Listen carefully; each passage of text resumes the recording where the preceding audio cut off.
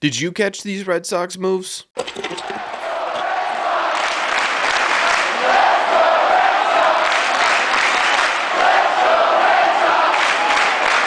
What is going on, everybody? Welcome back to Red Seat Radio. My name is Corbin, and in today's video, we're going over a couple of moves the Red Sox made over this weekend that you may have missed. We're going to talk about who they are, why they were made, and what kind of impact it could have on 2025. Thank you all very much for clicking on this one. Let's get into it. Okay, so I feel like I have to preface this video by saying these moves are not big caliber moves, and I think a lot of people are going to be sarcastic and immediately get kind of doom and gloom over these moves, but these are simply depth moves for the Red Sox that is important to a 2025 season, so I do think they are worth talking about, and I do think we should start with the trade in this video because there's one of those and two signings. Now, the trade itself was over the weekend on Saturday when the Red Sox sent Cam Booser to the Chicago White Sox for, and I'm really sorry about this, but I'm going to butcher this name. It's 18-year-old pitcher Yhoiker Fajardo. It looks like this was simply a move to get Patrick Sandoval on the 40-man roster before he goes to the 60-day IL. I do have to say, I am kind of surprised that it was Cam Booser that ended up getting traded to make room for Patrick Sandoval.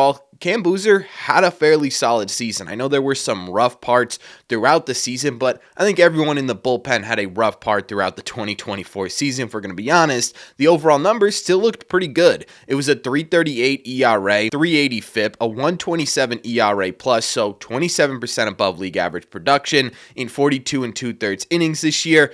I thought that showed some legit promise that Cam Booser could be, at the bare minimum, a fairly solid, low leverage arm for the Red Sox as they move forward here, but I also think that may have been the reason he ended up being the one who got traded. He does have some legitimate major league value. You could have gotten something from him, and the Red Sox did get something from him, so I think that's ultimately why he did get traded. Now, again, that's just my opinion. I'm not entirely sure what the legitimate reason was for Cam Booser's trade, but to me, this ultimately feels like okay, this is a guy who has some value, who can get us something at least moderately kind of significant in return, so we're going to trade him as opposed to trading someone else. The other thing that this indicates, in my opinion, is the idea that the Red Sox are, at the bare minimum, sort of comfortable with their left-handed low leverage options heading into 2025, right? Aroldis Chapman is obviously the Red Sox high leverage left-handed option right now, but outside of him, for more of those low leverage spots,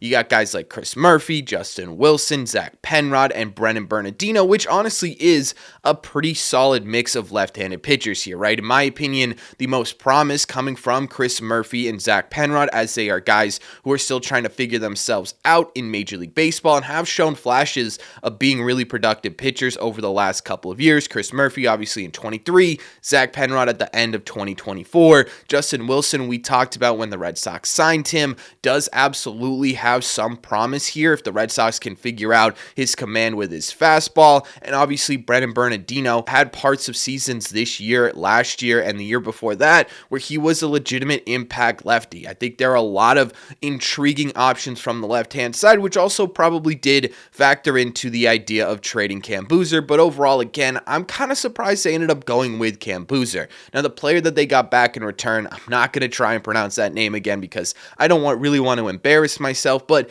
this is an arm that is truly a wait-and-see type move for the Red Sox. He is an 18-year-old pitcher who just wrapped up his first season in the Dominican Summer League, and to be honest with you, it actually looked pretty good. He had a 3.91 ERA in 13 starts. The FIP was all the way down at a 2.50, which means he was actually performing much better than that ERA leads on. Plus, the peripherals on this guy actually look really solid. It was a 30% strikeout rate with just a 3.8% walk rate, and he allowed just 2 home runs in 50 2/3 innings, all while managing to produce a ground ball rate of over 50% at 55.6. That is pretty intriguing numbers for a guy who's just 18 years old. On top of that, his fastball improve this year, getting up to 95 miles an hour at times. This is a really intriguing arm that scouts believe has the makings of a legit major league starter. He just has a really long way to go. He's not even remotely close to Major League Baseball. Again, he just wrapped up his first season in the Dominican Summer League. Coming into 2025,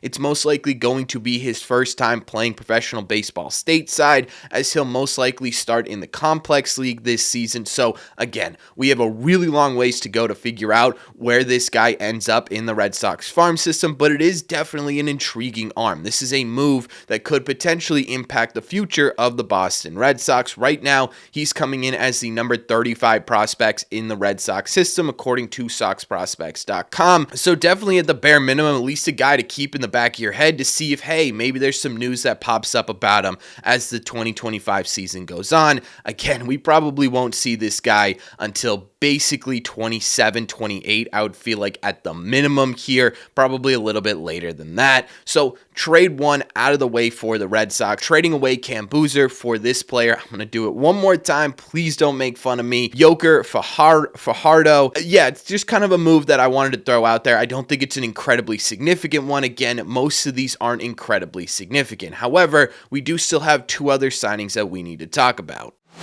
Okay, so the first of the two signings the Red Sox made over the last week or so was this weekend, and I do think this is actually the one, if we're going to talk about any of these being impactful, it's going to be this one. This weekend, the Red Sox signed Austin Adams to a minor league deal. Adams actually does have quite a bit of major league experience. Over 8 years, he has a 4.10 ERA in Major League Baseball with a 3.98 FIP, so right around that ERA mark, not really anything to totally dive into there. He strikes out a ton of dudes at 12.9 strikeouts per nine, but he does walk a ton as well at a 5.7 walks per nine, which led to a career 1.336 whip and an overall 101 ERA plus. So just right around that league average pitcher mark, but there are some really intriguing things here looking into the peripherals. He was really great at limiting hard contact as well as missing bats. His slider, which he throws an absolute boatload of, was solid with an opponent batting average of just 246 and a slug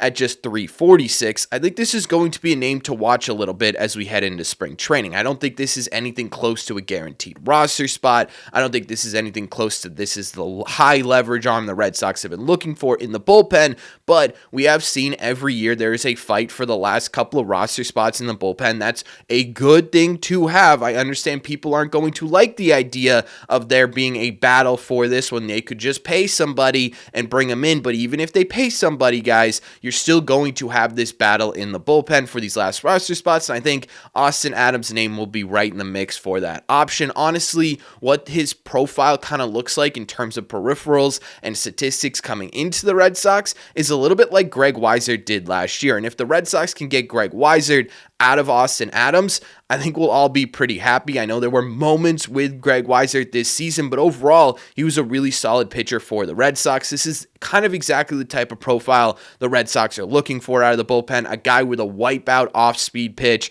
and a fastball that can get up there a little bit. Austin Adams profiles out as a guy who will fit really well into the Red Sox system, so I do kind of expect to hear this name at least a couple of times this season, if not out of spring training, as sort of a plan C for the Red Sox in their bullpen, right? And I think a lot of people are going to be upset by this, but at the same time, this is really important for the Red Sox. The idea of getting major league depth behind this bullpen is really, really important. It's the reason the Red Sox lost out the regular season last year. Their bullpen fell apart, and they really didn't have the adequate depth already built into this bullpen to sustain those injuries and sustain guys just simply falling apart during a season. Both of those things are going to happen regardless of how much money you spend. So having that depth within your system, having major league ready talent, having intriguing talent in the minor league levels waiting their turn to get called up to Major League Baseball is absolutely an important factor as to whether or not a bullpen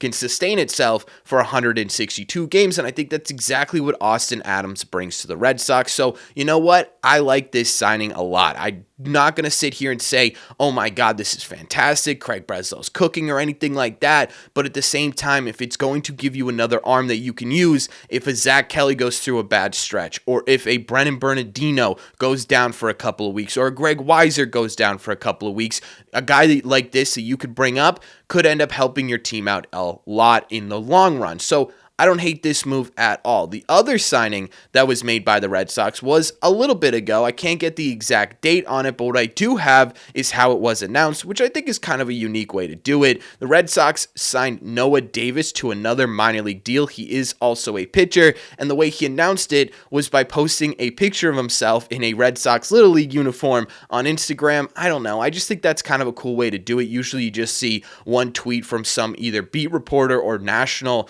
MLB journalist tweeting out blank signed with blank for however much it may be. This guy announced it himself. I always think that is kind of cool. Outside of just a cool way he was signed, this is, in my opinion, truly a depth signing for the Red Sox. He does have some major league experience. It's just not very successful. Over parts of really 2 seasons, he technically has appeared in 3 seasons with the Colorado Rockies, although one year it was just simply for 1 inning.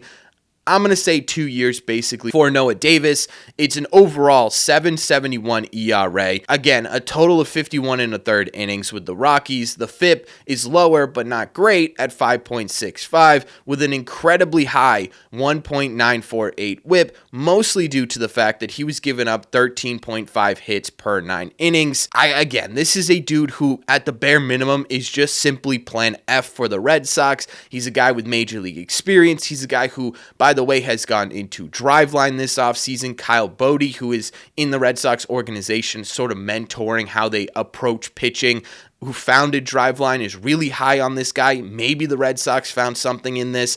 I think mostly what this is going to end up being is, okay, basically everyone in our major league team is struggling or is injured or is close to getting onto the injured list. Let's get this guy up here for a series or 2 and see if he can give us some innings so we can simply make it to getting these guys healthier again. Again, it goes back to that depth conversation. The more you have of it, the better you are going to be. The bigger your safety net, the more things you are going to catch when things go wrong. And I think that's what the Red Sox are trying to do with this signing. And again, overall, I understand the comments on this video are going to be sarcastically cue the duck boats, but I do want to continue to make these videos about these littler signings because I do think it's important. One, because my goal on this channel is to ensure that everyone is as informed as humanly possible about every single move or potential move the Red Sox could or will or have made over the course of the MLB offseason and regular season. And 2, some of these guys could end up being